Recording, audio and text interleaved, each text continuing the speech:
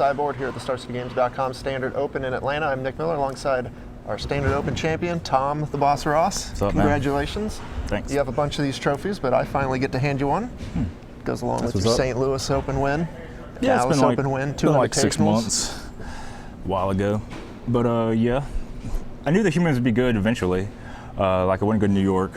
Figured it'd take some weeks to do it, to get good again.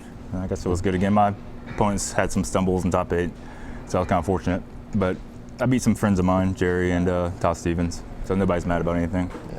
We'll touch on all that here in a bit, but you know, your article this week was really reflective. You kind of had focused back on your previous matches, your previous success, and kind of fitting that after that kind of introspective article, a lot of success, you know, last week and this one.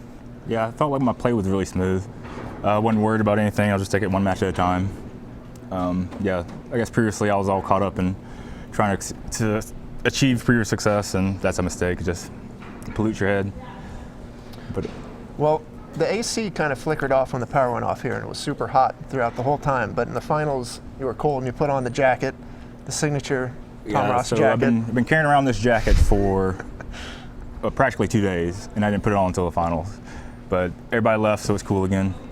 But the Red White Humans deck is fine. I like the Bushwhackers off the board. It's good, probably a little bit better than Gideon. I just copied a 5-0 list. Mike Szynski is the guy, and he just recommended it to me on Facebook. Seemed well positioned enough. I like Nordic Champions a lot, and I think Council Lieutenant is the way to go over Anafenza.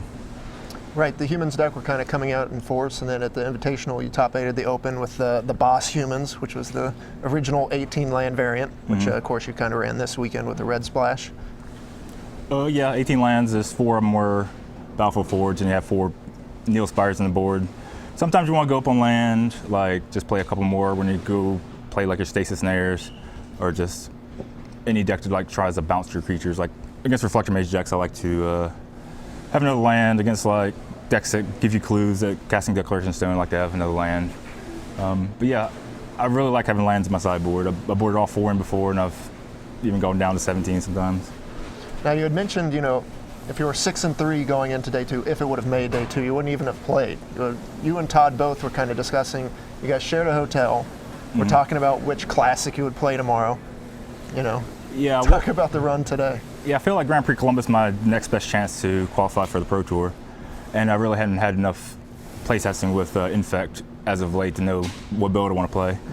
And I don't think I'm playing Standard anytime soon. Maybe I'll go to Orlando, maybe not. But yeah, if I went 6-3 in this day 1 of this Open, I was probably just going to drop, even if I made day 2.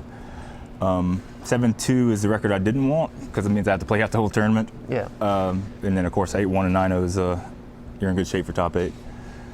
But yeah, it was fun, good run.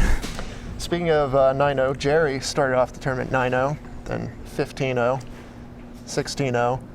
You play him in the semifinals. Friend of yours, bittersweet, you have to take him down. Yeah, I mean, he didn't want to beat me, and I didn't want to beat him. I mean, he's qualified for Players' Championship and wants to do his best to see how I get there too. But I also want to see him be 18-0. But neither one of us could really, you know, concede to each other, because we need to like put on a show for everybody.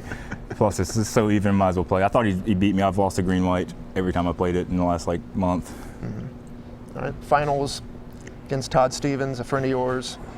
Chris Boone just showed up game 2, took it over immediately. Yeah, I think, did I have 3 in my deck? Yeah, I think I was about to draw all 3. They're not good against him as just straight green-white. If you're not attacking Planeswalkers, it's okay. I mean, he can't really block either. He has like Avacyn to block with. It's kind of scary to play that against Reflector Mage and Eldrazi's Displacer. But at the same time, you need to get through their ground and also have a buffer against Dromoka's Command. Sure. Yeah, I got kind of lucky. He didn't have Dromoka's Command in that last game when I just slammed Always Watching. I would have been dead on the spot, but it was just more efficient to do it that way.